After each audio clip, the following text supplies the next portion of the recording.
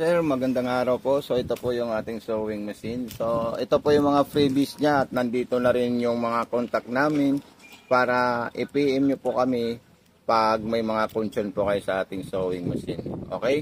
Ituturo ko po sa iyo kung paano natin i-full sit up itong sewing machine natin, ma'am and sir. Okay, nakasaksak po siya sa transformer, included na din po yan. So, meron po tayo ditong wire. So, i-on natin siya, sir. So, ayan, nagkaroon na po siya ng ilaw, sir. Okay, so maglalagay po tayo ng sinulid sa itaas. Ito po siya. Ito, number 1. Then, dire-diretso po siya. Okay, then number 2, sasabit natin dyan. Then, pag galing tayo dito, dire-diretso na po tayo dun, ma'am at sir. Ayan.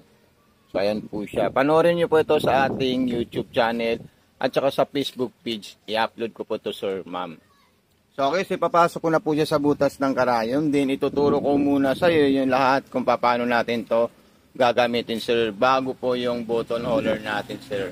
Okay, so ayan po siya. Ayan po, sir. Okay, yung sa ilalim naman po, iangat niyo po ito at saka i-press niyo po ito para matanggal niyo po ito. Ito, meron akong binigay screwdriver sa iyo para tanggalin niyo po yung ating fiber plastic. So, ganito po sa sir, yung ating bobbing. Itong nakalagay dito, fiber plastic, pero binigyan po kita ng mga alloy. So, dito po tayo magre-refill ng sinulid, sir. Ilalagay natin dito yan. Okay? Then, itutulak natin dito at pipindutin natin yan. So, ayun po siya, sir. Natakbo po siya at nagana po, sir. Okay? Then, ibalik natin dito. Tanggalin natin yan. Okay? Then, ilalagay po natin ito dito, sir. Ayan. Vice versa po yan, sir. Basta, mailagay nyo lang po siya ng maayos. Tanggalin ko lang po yung pasok na sinulid doon. So, ayan po siya. Okay. Then, isasabit natin doon, sir, yan, ha. Ayan. May indicator po yan para isabit natin papunta po siya dito. Ayan. Okay. Then, kukunin natin yung sinulid ng galing sa karayom at ikutin natin ito, sir. Ayan. Ikutin natin itong hand wheel para ma-pick up niya po yung sinulid sa ilalim. So, ayan po siya, sir. Ayan. So, ayan po silang dalawa. Hihilan lang natin yan para magsabay po yung dalawang sinulid. So, ayan po siya. Bago nyo po to, sir, yan, no, sir, i-unbox. Tingnan nyo muna po, sir, yung mga details at saka specs ng ating sewing machine. Kung paano po natin siya ginamit, sinit up, at nilagyan ng sinulid. Okay. So, ito na po siya, sir.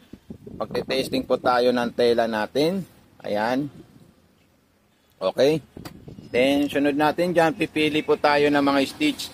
Ang stitch natin, 00, 01, 02. So, pipili po kayo doon. Yung 01, pang maong, pang makapal. Yung 02, pang cotton. So, itatype ko to sa 02, sir. Ayan. Okay, so, pipindutin ko po yan. So, ayan po siya. Ngayon, kung gusto nyo pong mabilis, pwede nyo po i-adjust ito, sir. Kung gusto nyo naman po tama lang, so, dito lang po tayo sa medium, sir. Ayan. Then, sa zigzag naman po, pwede po tayo sa 03. Ayan.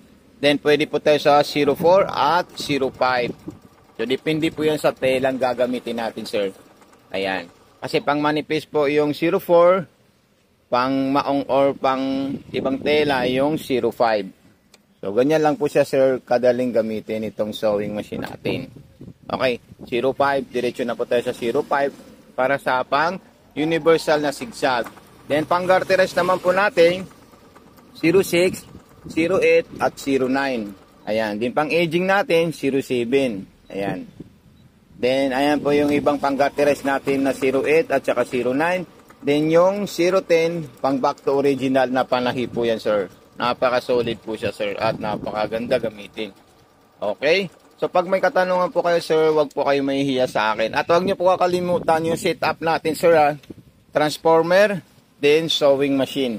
Kasi bawal po natin ito may direkta. Kaya, ilibrihan po kita ng isang transformer. Din pang garterize, 09. Ayan.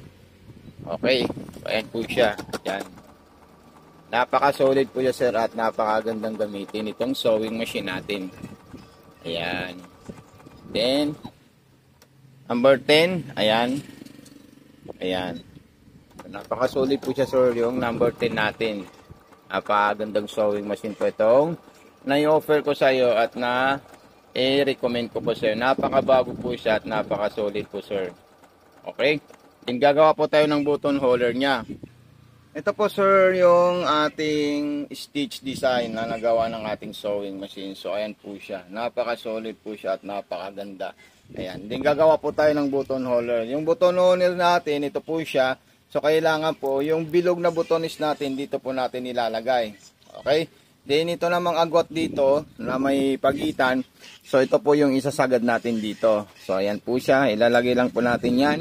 Then ilalagay natin itong button holder guide natin. So ayan po sir. Okay. Then ibababa ko po yan at doon ko po siya ilalagay sa gitna. Yung mga nakaawang na ganun na dalawa. So maglalagay po tayo ng tela natin sir. Ayan. Then pipili tayo ng button holder na number 11. So ayan po siya. Then itoldok natin ito sir. Then pindutin natin yan. Ayan. So automatic na po yan na siya na po yung gagawa ng button holder natin. Ayan. Tatapusin niya lang po yan. Pag natapos niya, siya na po at ihinto na po yung ating sewing machine kasi tapos na po yung button holder natin. So napakadali lang po siya gamitin sir. Ayan. Okay. So ayan. Then itaas natin ito sir. At itaas natin yung karayom. At itaas natin yung pressure foot. So ito po yung ginawa niya sir. Sulitin ko sir ha para makita niyo po siya. Ayan. Sulitin natin gumawa ng button holder. So ayan po. Okay, so ibaba ko po yun. Lalagay ko po sa likod niya. Then, itoldok natin siya, sir. Then, pindutin natin yan. So, ayan. Automatic na po yan. Siya na po yung gagawa dyan, sir. Ayan. Napaka-solid po yan, sir.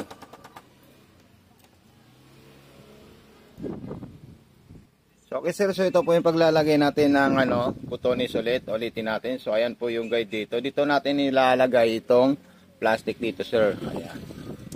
Papasok ko po yan ng ganyan.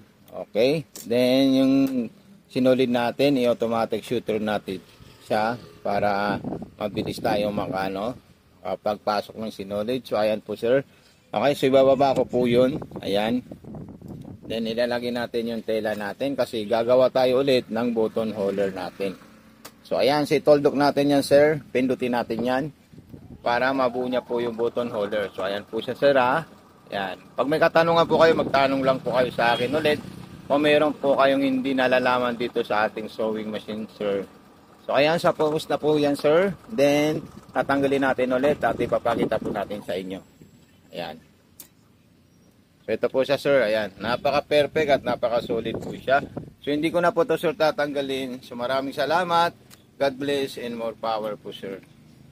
Ito po, sir. Ayan. Solid na solid po ito at napakakinis, napakabago po siya sir. Ayan. Ganda po niya no.